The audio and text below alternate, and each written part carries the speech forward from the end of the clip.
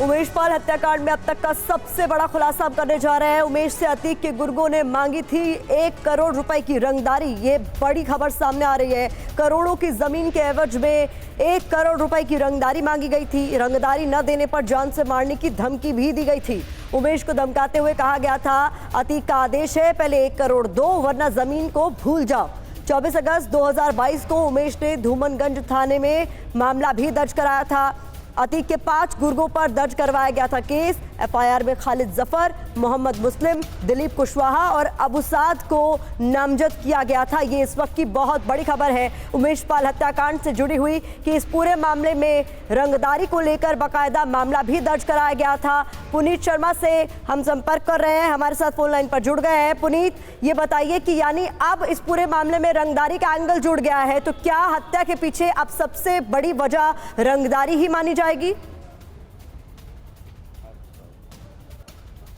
देखिए, बिल्कुल लगातार एसटीएफ की तमाम टीमें इस पूरे मामले की जांच कर रही हैं। थाना धूमनगंज भी इस पूरे मामले की जांच कर रहा है। जांच में एक बड़ा खुलासा जो निकल के आ रहा है वो यही है कि पीपल गांव में 2018 में उमेश पाल ने 1.5 बीघा जमीन खरीदी थी जिसकी कीमत करोड़ों रुपए में थी और इस जमीन पर अतीक के गुर्गों ने कब्जा कर लिया था और उमेश के द्वारा खरीदी गई जमीन को छोड़ने की एवज में उससे 1 करोड़ रुपए की रंगदारी मांग रहे थे। जब जब उमेश जमीन पर जाता तो गुड्डू मुस्लिम उसको धमका देता था और साफ कहा था कि अतीक अहमद ने कहा है कि 1 करोड़ रुपए दो तभी जमीन पर कदम रखने देंगे वरना मार भी दिया जाएगा। तो इस पूरे मामले में जो अतीक के शूटर हैं वो अतीक से मिलने के लिए बताया जा रहा है कि साबरमती जेल भी गए थे और अतीक काफी नाराज हुआ था और इसके बाद 24 अगस्त 2022 को इस पूरे मामले में उमेश पाल ने धूमनगंज में गुड्डू मुस्लिम सहित 5 लोगों के खिलाफ एक्सटॉर्शन की एफआईआर दर्ज कराई थी और गुड्डू मुस्लिम वही शख्स है जिस पर अब उमेश पाल की हत्या का आरोप भी लगा है। तो कहीं ना कहीं ये जो पूरा हत्याकांड है ये माना जा रहा है कि उस 1 करोड़ रुपए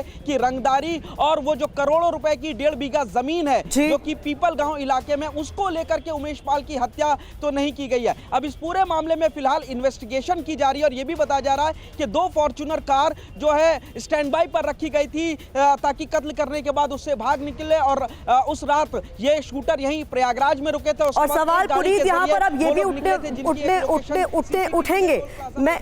मैं आपसे ये भी समझना चाहूंगी, सवाल तो अब ये भी उठेंगे ना कि पुलिस ने क्या एक्शन लिया। अगर रंगदारी को लेकर बाकायदा शिकायत दर्ज कराई गई थी 2022 में, तो पुलिस ने इन लोगों के खिलाफ जिन पर नामजद मुकदमा दर्ज कराया गया था क्या एक्शन लिया? क्योंकि अब इन्हीं लोगों पर कुल मिलाकर पुलिस जो है वो इन्वेस्टिगेशन की बात कह रही है। उमेश पाल हत्याकांड से जुड़ी एक और बड़ी खबर का पहले हम रुख करें, फिर आपका मैं रुख करूंगी पुनीत। प्रयागराज के चकिया इलाके में आज फिर चलेगा बुलडोजर।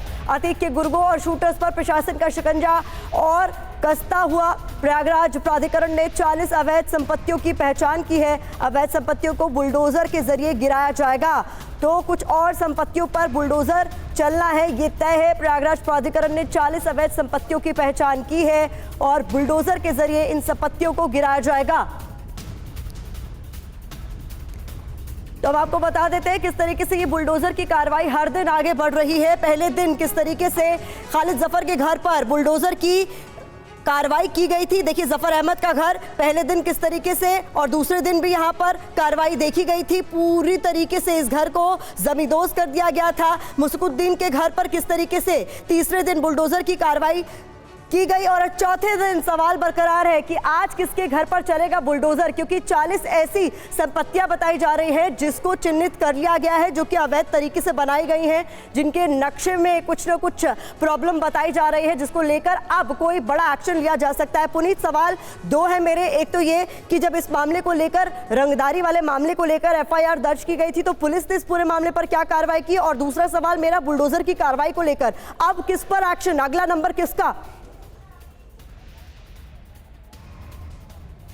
देखिए, लगातार पुलिस के ऊपर सवालिया निशान जरूर खड़े हो रहे हैं। 24 अगस्त 2022 को यह मुकदमा दर्ज हुआ। गुड्डू मुस्लिम का भी उसमें नाम था, लेकिन लगता है कोई कार्रवाई नहीं और इसीलिए अब गुड्डू मुस्लिम के ऊपर उमेश पाल की हत्या का ही मामला दर्ज हुआ है। उसका नामजद इस पूरे मामले में एफआईआर में नामदर्ज मुकदमा दर्ज हुआ है। तो कहीं ना कहीं पुलिस के ऊपर सवाल खड़े, और सवाल ये भी खड़े हो रहे हैं कि अब जब उमेश पाल की हत्या हो गई तो उसके बावजूद इतना दिन बीतने के बाद कोई भी शूटर पुलिस की गिरफ्त से बाहर है, चाहे गुड्डू मुस्लिम की बात किया जाए जो हार्डकोर क्रिमिनल है, या दूसरे जो तमाम शूटर्स थे, 6 से 7 शूटर्स, उन लोगों तक पुलिस नहीं पहुंच पाई है, जबकि एसटीएफ की तमाम टीमें लगी हुई हैं। पूर्वांचल के तमाम इलाकों में लगातार दबिश दी जा रही है, लेकिन कोई भी सुराग अभी इन कातिलों तक पुलिस को पहुंचा नहीं पा रहा है। दूसरी तरफ अगर बात करें बुलडोजर की, तो लगातार 3 दिन बुलडोजर चला है, आज चौथे दिन भी कार्रवाई की उम्मीद की जा रही है। हालांकि इस वक्त प्रयागराज डेवलपमेंट अथॉरिटी में आपको दिखाना चाहेंगे जो बुलडोजर हैं वो स्टैंड बाय पर खड़े हैं और कहीं ना कहीं इस पूरे मामले में अथॉरिटी में आला अधिकारियों की इस वक्त मीटिंग चल रही है और 40 से ज्यादा जो जुड़े हुए लोग हैं अतीक अहमद से, जिनके तमाम जो प्रॉपर्टी के इन्वेस्टिगेशन प्राधिकरण ने किया, अब उनके ऊपर बुलडोजर चलाया जाएगा और उम्मीद की जा रही है कि आज भी चकिया इलाके में बुलडोजर चलाया जा सकता है जो अतीक के बेहद करीबी हैं।